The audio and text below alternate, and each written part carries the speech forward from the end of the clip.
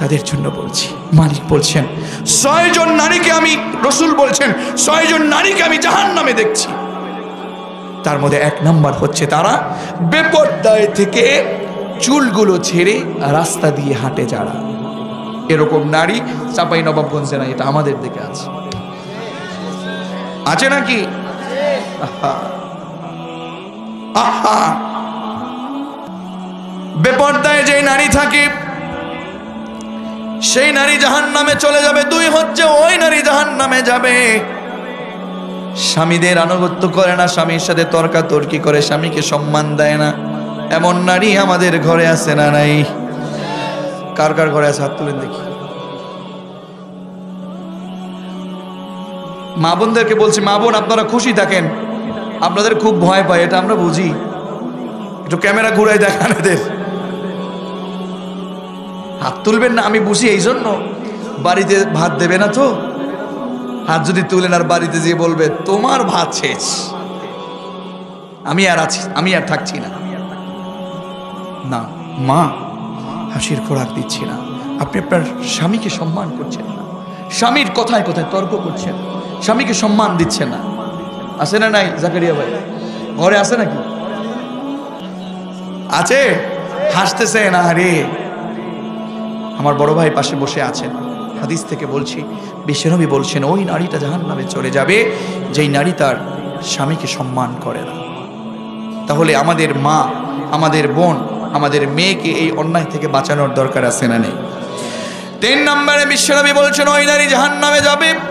আমি দেখেছি মেয়ারাজে ওই নারীটা জাহান্নামী যেই নারীটা নিজের স্বামীকে বাদ দিয়ে পর পুরুষের সাথে হাসি তামাশা করে। আছে না নাই?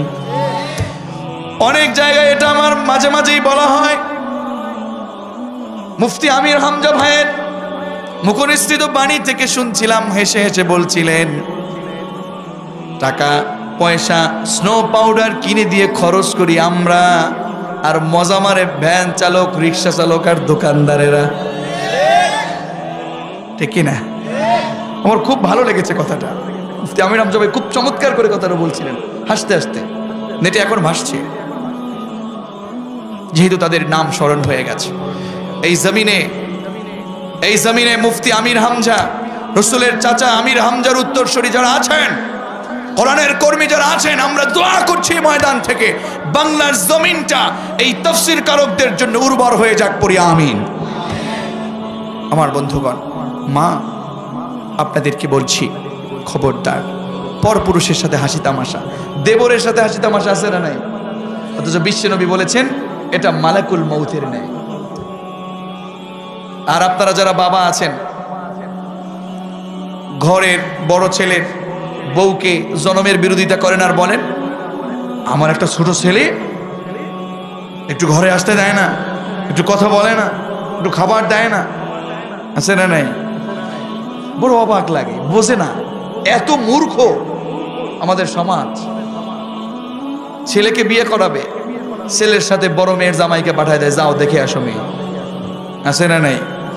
অথচ বাবার জন্য পর্যন্ত ছেলের বউকে বিবাহের আগে দেখা জায়েজ নাকি হারাম? হুজুর আপনারা বলেন, বলে না কি? চাকরি ভয় লাগতেছে না? জোরে বলতে হবে হারাম। হারাম কাজ সমাজ থেকে অ্যাভয়েড করার দরকার আছে না নাই? আমার কলিজার টুকরা জাকারিয়া ভাইয়ের এলাকার মানুষ, আমার সোহেল ভাই, কালাম ভাইয়ের এলাকার মানুষ, জাহিদ হাসান, আমার কলিজার টুকরা মঈন ভাই, দূর থেকে তাদের দলবল এসেছেন, হুজুরও এসেছেন। গত বছরে হুজুরের সাথে একই মঞ্চে এইভাবে করে হুজুর আমার পাশেই একেবারে বসেছিলেন। মালিক যদি চান আজকেও আমার ভাই আমার পাশে আলহামদুলিল্লাহ পড়েন, আমিও পড়ছি আলহামদুলিল্লাহ। ভাই একটু অসুস্থ আছেন, আলোচনার মাঝে তার জন্য দোয়া চাই, দোয়া করবেন আল্লাহ যেন তার এই গোলামকে পরিবার সহ শান্তি দান করেন, পড়ি আমিন। সুস্থতা দান করেন, পড়েন আমিন। বন্ধুগণ, তাহলে স্ত্রীদের জন্য খবরদার, যদি আপনি এইভাবে আপনি স্বামী বাদ দিয়ে পরপুরুষের সাথে হাসি তামাশা করেন, বিশ্বাস করুন আপনাকে জাহান্নামে যেতে হবে। সুতরাং আমাদেরকে, নারীদেরকে জাহান্নাম থেকে বাঁচানোর দরকার আছে না নাই? বিশ্বনবী সাল্লাল্লাহু আলাইহি ওয়াসাল্লাম বলেন 4 নম্বরে ওই নারীটা জাহান্নামে চলে যাবে যেই নারীটা মানুষের সমালোচনা করে, আছে না নাই? গীবত করে, আছে না নাই? পরের সুখে হিংসা করে, এমন নারী আছে না নাই? পরের সুখে হিংসা করে, উপকার করে, খোটা দেয়, এই নারীগুলো জাহান্নামের মধ্যে দেখেছেন বিশ্বনবী সাল্লাল্লাহু। শুধু তাই নয়, সব বলে আমার, সব আমার লাগবে, আছে না নাই? সব আমার।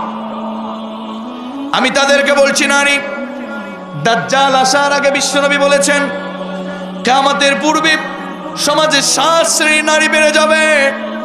দাজ্জাল আসার আগে দেখবেন মহিলাদের ভিতরে 7 রকমের মহিলা বেড়ে যাবে। বিশ্বনবী বললেন তার 1 নাম্বার হলো আন্নানা। আন্নানা মানে হচ্ছে ওই মহিলা, যেই মহিলা বলে তোমার বাবা তোমার মাকে কিছু দিতে পারবে না, সব আমার, আমার নামে লিখে দাও, আছে না নাই? কাউরে কিছু দিতে চায় না, সব আমার, খাও বা কেন, তোমার আর ভাই নাই, আছে না নাই? মা খবরদার, বিশ্বনবী বলেছেন না না, সব আমার আমার করবে। এই নারীটা বিশ্বনবী চোখে খুব অভিশপ্ত। 2 নাম্বার হচ্ছে দাজ্জাল আসার আগে 2 নাম্বার ওই মহিলা মেরে যাবে। 2 নাম্বার হচ্ছে মান্নানা। মান্নানা হচ্ছে ওই মহিলা, যেই মহিলা উপকার করে খোটা দেয়, আছে না নাই? 3 নাম্বার হচ্ছে হান্নানা। হান্নানা মানে হচ্ছে কোনো মহিলাকে যদি স্বামী বলে আমি বাজার থেকে এসেছি, আমাকে একটু খিদমা করো, পানিটা দাও, তুমি ঢেলে খাও, এটা আছে? আল্লাহ, কমন পড়ে গেছে, দেখেছেন? হান্নানা ওই মহিলা, স্বামী যদি বলে আমাকে একটু খেদমত করো, আমাকে এইটা একটু দাও, তোমারটা তুমি ঢেলে খাও, আমিও তো একই সাথে চাকরি থেকে আসছি, আছে না নাই? আরে বোন, চাকুরি করছেন, কি দরকার আপনার? ইসলাম আপনাকে পর্দার সহিত কাজ করার সুযোগ দিয়েছেন, কিন্তু আপনার ঘরের সন্তান আছে, আপনি বাহিরে চলে যাচ্ছেন, সন্তান বুয়ার কাছে দিয়ে যাচ্ছেন, অথবা বাড়িতে একাকী এদিকে সেদিকে ঘুরছে, সন্তান নষ্ট হচ্ছে আর পকেটে টাকা আসছে, লাভ কি আপনার এই টাকা? কথা বলে না কেন? যাও, আমি শেষ করছি। এরপরে 4 নাম্বার হচ্ছে কান্নানা। কান্নানা হচ্ছে ওই মহিলা, যেই মহিলা স্বামীকে ছোট করবার জন্য বারবার বলে আমার বাপের বাড়ি এইটা আছে, আমার ভাইয়ের কাছে এইটা আছে, তোমার কি আছে? মেলাই আছে। আরে কমন পড়ে গেছে। মা বোন না, এটা আপনি করতে পারেন না। বিশ্বনবী বললেন 7 শ্রেণীর নারী বেড়ে যাবে। তার 5 নাম্বার হচ্ছে হাদ্দাকা। হাদ্দাকা মানে হচ্ছে এমন মহিলা, যেই মহিলার জন্য স্বামী কিছু কিনে নিয়ে আসলে তার পছন্দ হয় না, তার নিজের গিয়ে কিনতে মনে চায়। যুবকদের আওয়াজ বেড়ে গেছে, কমন পড়ে গেল নাকি যুবকেরা? বউয়ের জন্য কিনে আনলে বউয়ের ভাল লাগে না, তুমি কিনতে পারো না, আমারে টাকা দাও, দেখো কতটা ভালোটা আনি। আমার ড্রাইভার তিনি বলেন কি, হুজুর মার্কেটে যায় 500 টাকার জিনিস, ওদেরকে 5000 টাকা বলে, আর ওরা প্রথমেই ঠেলা দিয়ে 2000 দিবেন। খুব জিতে আনছে, 5000 টাকার জিনিস কয় হাজারে কিনছে, অথচ জিনিস কত? আরে মা শুনুন, আপনার স্বামী যেটা আপনাকে এনে দেয় তাতেই আপনার শুকরিয়া করা লাগবে। কথা বলেন ঠিক কিনা? এত আওয়াজ কেন, ভয় লেগে গেল? কমন পড়ে গেছে তাহলে নাকি? না, মা বোন হাত জাগাবে না, কিন্তু আপনাদেরকে বলছি ওরা কিন্তু খুব বেজার হয়। তরুণ ঠিক কিনা? তাদের মনে খুশি করতে চাইলে ওরা যা কিনে আনেন তাই খুশি। দেখছেন, ঠিক বলে, আপনি বুঝে নিয়েন মা। এরপরে 6 নাম্বার হলো সাদ্দাকা। সাদ্দাকা মানে হচ্ছে দাজ্জাল আসার আগে ওই মহিলা বেড়ে যাবে, যেই মহিলা স্বামীর সঙ্গে কথায় কথায় ঝগড়া করে, তর্ক করে, আছে না নাই? বিশ্বনবী বললেন শুধু তাই না, 7 নাম্বারে ওই মহিলা বেড়ে যাবে বাররাকা। শুধু স্বামীর সাথে কথায় কথায় ঝগড়া কিংবা তর্ক করবে, শুধু তাই না, ওই নারী স্বামীর কথায় কথায় তর্ক করবার সাথে সাথে স্বামীর গায়ে পর্যন্ত হাত তোলে। এরকম দাজ্জাল মহিলা সমাজের মধ্যে আছে না নাই?